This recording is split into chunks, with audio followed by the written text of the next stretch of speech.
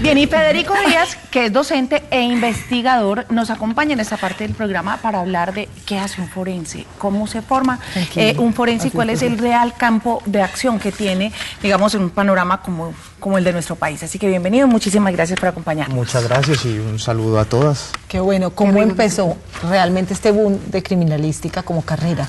Bueno, en realidad pues en nuestro país la criminalística se ha estudiado hace bastante tiempo, pero como ustedes lo dijeron pues al inicio del programa, de pronto series americanas han motivado a muchos jóvenes a estudiar esta ciencia, ¿cierto? A estudiar la criminalística. ¿Esta formación es profesional, es técnica y qué campo de acción tiene en nuestro país? Bueno, muy bien. La criminalística o su estudio se ofrece tanto técnicamente como de manera profesional, ¿cierto?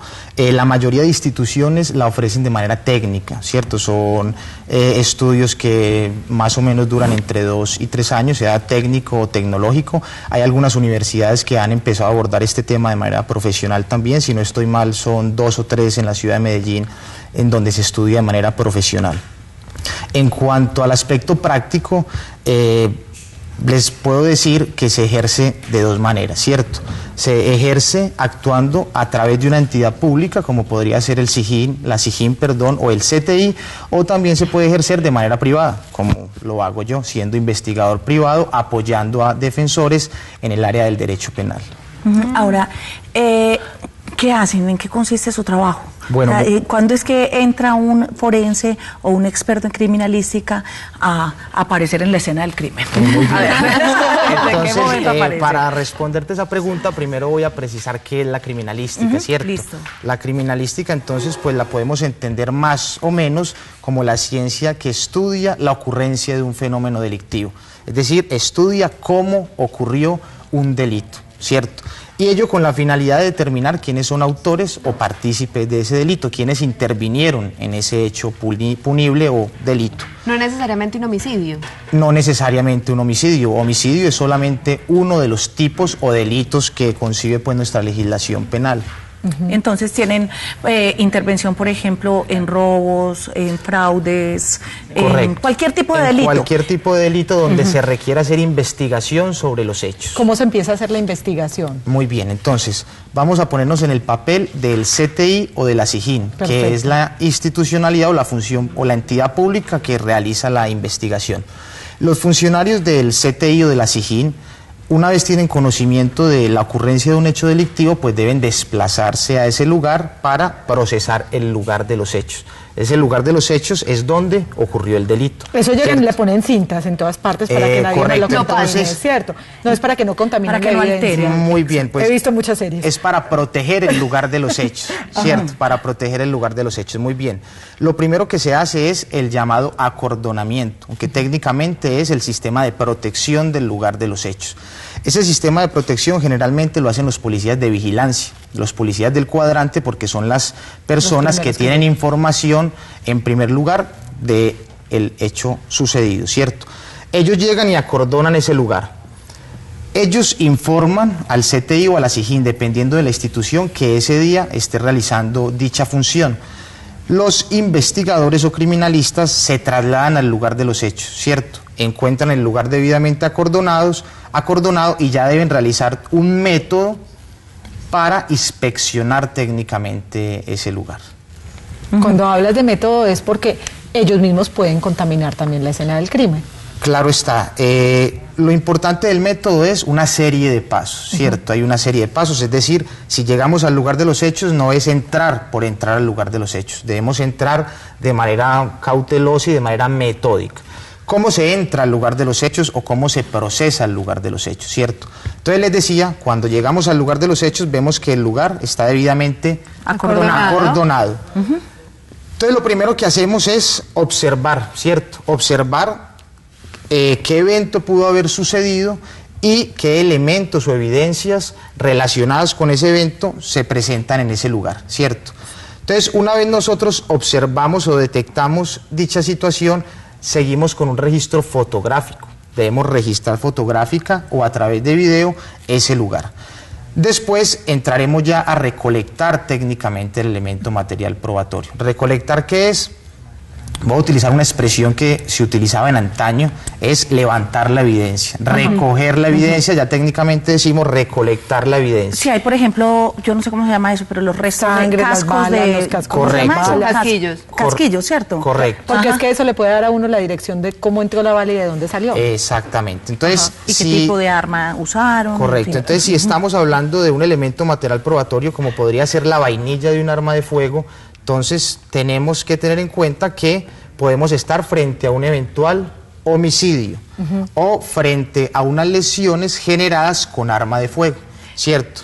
Y todos llegan entonces con este maletín, porque es que no es solamente lo que yo estudié y lo que sé para procesar esa escena, sino que ustedes además tienen un equipo que les ayuda a recoger toda esa evidencia y a procesarla también. Correcto. Lo ideal es que cada funcionario o investigador tenga su maletín forense, Es como una caja de Pandora, ahí salen cosas muy dentro del emocionantes. cual deben haber... En ese maletín encontramos o debemos tener los utensilios que utilizaremos para recolectar el elemento material probatorio. Guantes súper Algunos de ellos indispensables, están acá. ¿cierto? Por ejemplo, aquí Venga. tenemos algunos elementos. Sí. En este lugar tenemos guantes, ¿eso es para qué? Para garantizar la bioseguridad. ¿Y los ¿cierto? guantes deben estar estériles o tienen que tener alguna especificidad? Claro que sí, el guante debe ser estéril. Vuelvo y repito, pues el guante garantiza no contaminar el elemento. Y No contaminarse tampoco. exacto, y garantizar la seguridad o salud del funcionario que está recolectando dicho elemento. Listo. Lo primero, el primer semestre le enseñan a uno a ponerse el guante. Listo. Estoy listo, Horacio. ¿Tienes guantes? ¿Qué más Muy tienen bien, que aquí tener? están los guantes. Encontramos aquí también unas pinzas. Con estas pinzas debemos intentar recolectar el elemento, aunque en el evento Sí. o de acuerdo pues a cómo A lo está grande, recolectando yo- el elemento, si tienes guante lo puedes hacer directamente, Ah, ¿cierto? pero hagámoslo así que es más emocionante. Muy Y bien. ese es Cojo la el pelo. bolsita y lo meto en la bolsita y lo marco. Exactamente, y se le debe poner un rótulo. Ajá. Ese rótulo que indica cuál fue el funcionario que lo recolectó, en qué diligencia lo recolectó y hacia dónde se va a dirigir ese elemento. Me imagino que esto también necesita cadena de custodia, ¿cierto? Los elementos que recolectamos requieren la cadena de custodia. ¿Qué es la eso? cadena? Muy bien, ¿qué es la cadena de custodia? La cadena de custodia, para definirlo de manera simple, es un sistema que garantiza que el elemento que es recolectado no fue alterado ni contaminado por nadie durante todo el proceso de investigación. ¿Por qué? Explico lo siguiente. Hay investigadores o criminalistas de campo, ¿cierto? Quienes son los que van al lugar de los hechos y recolectan estos elementos. Pero si, por ejemplo, recolectamos esta vainilla, Es de una nosotros 38. requerimos hacerle un experticio a esta vainilla. Esa vainilla, para que nos indiquen todos los datos sobre la misma, debemos enviarla al laboratorio. O sea que hay otros investigadores del laboratorio. Yo debo enviar al laboratorio esta vainilla en su respectivo contenedor. Como lo dijimos, podía ser una bolsa Ziploc, con el respectivo rótulo. El investigador que la recibe en el laboratorio debe indicar que la recibió y en qué estado la recibió. Entonces la cadena de custodia, en fin, ¿qué va a permitir? Que el juez, porque todos estos elementos van a ser sometidos a un juicio oral. El juez entonces tendrá seguridad o no de que el elemento fue alterado. Yo te voy a ¿para qué preguntar es? cosas como de la Sí, vida espera. ya práctica y real de un Sí. investigador. En tu ejercicio como está investigador y contento. como experto en criminalística, ¿qué tipo de casos te ha tocado cubrir o te ha tocado atender que te hayan de pronto impactado, que hayan marcado de alguna manera tu trayectoria profesional? Sí. Bueno, lo primero les recuerdo que yo no soy investigador ni del CTI ni de la SIJIN, ¿cierto? Sino particular. Yo ejerzo como investigador privado apoyando a otros defensores en la investigación penal de unos hechos delictivos. Entonces, lo cuando penal. tú llegas, lo que puedes leer son las pruebas que ya están recolectadas. Correcto. No Entonces, estás en el lugar de los hechos. yo no voy al lugar de los hechos, al menos inicialmente, ¿cierto? Yo después de que los funcionarios van al lugar de los hechos, arribo al mismo y observo de qué manera hicieron las diligencias. Sí. Obviamente, si requiero de un experticio técnico, yo puedo enviar los elementos que haya encontrado a cualquier laboratorio privado o a medicina legal. Generalmente lo hacemos con laboratorios privados por el tiempo, porque es mucho más Medicina rápido legal con está un más Pero laboratorio contanos algo privado, bien emocionante de correcto. tu trabajo, porque es que eso suena muy emocionante. Bueno, Te preguntaba sobre algún caso. Hay un pequeño problema y es de pronto que como yo ejerzo y trabajo para otros abogados defensores, Tiene que ser entonces siempre la prudencia ejercemos profesional. la defensa, correcto. Entonces yo hablarles de un caso específico sería de pronto tocar el tema de un tercero, de una persona. Pero generalmente cuando uno es contratado son casos complejos como por ejemplo ¿Y homicidios. uno cómo se puede defender un homicidio? Bueno, Porque hay veces no era esa persona, sino era otra también. no, hay que tener en cuenta algo, que yo estoy haciendo la investigación de unos hechos que presuntamente son delictivos, ¿cierto? La persona que ha sido vinculada a esa investigación tiene unos derechos y unos principios, entre ellos el de presunción de inocencia. Hasta que un juez no determine que él es responsable, esa persona se le considera inocente. Este es mi trabajo y yo pues debo hacerlo de la manera más ética posible. El trabajo mío no es juzgar, ¿cierto? El trabajo mío es ¿cuál? Realizar una investigación. Y te ha tocado decirle, hermano, vea, ese caso está perdido.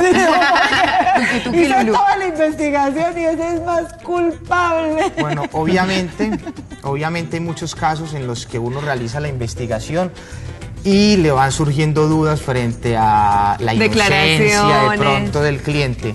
No obstante, repito, mi trabajo tiene que ser lo más ético del mundo, tengo que ponerle la misma pasión, sea o no responsable la persona, ¿cierto? Entonces esos juicios de valor yo no los hago. No los puedes hacer. ¿Y es una carrera que recomendarías a muchos jóvenes que están saliendo o están empezando a buscar opciones profesionales? La recomiendo absolutamente. Si algún día tuviera un hijo, porque no lo tengo, me encantaría recomendarle como profesión la criminalística, obviamente haciendo muchas salvedades, ¿cierto? Porque la mayoría de personas que estudian esta ciencia, pues como lo dijimos ya, están guiados por las series de televisión.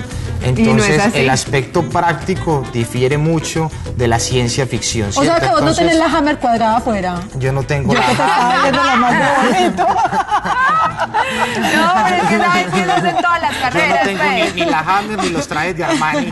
Sí, o es como los médicos de emergencia que uno dice, como cuando George no, Clooney estaba en- Grey's Anatomy, pues, y uno dice, yo voy a ser médico, pero yo No, así, el médico no me va a enfermar más a menudo. Y yo, no, salen todas peinadas y uno de turno sale, vea, con la ojera acá, con la lagaña. el aliento, yo es le mejor digo, dicho, es de ¿cómo? pasión, es muy analítico y es una carrera bonita, pero no es como Sí, la y acabas de televisión. decir algo que sí coincide mucho entre la práctica y la ciencia ficción y es la pasión, ¿cierto? Esto es una carrera sumamente apasionante. Yo creo que quien la estudia o quien empieza a estudiar, la termina y la ejerce es porque esto le apasiona, ¿cierto? Es una profesión que puede dar muy buenos réditos económicos, como por el contrario no los puede dar, dependerá del esfuerzo, la pasión y la dedicación con la que uno ejerza la profesión. Estás demasiado juicioso y ético hablando, a mí me gusta más el chisme.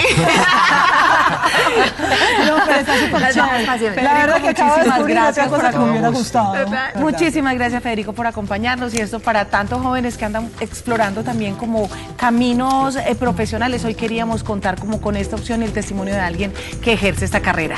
Gracias nuevamente. Una pausa pequeña y regresamos con más.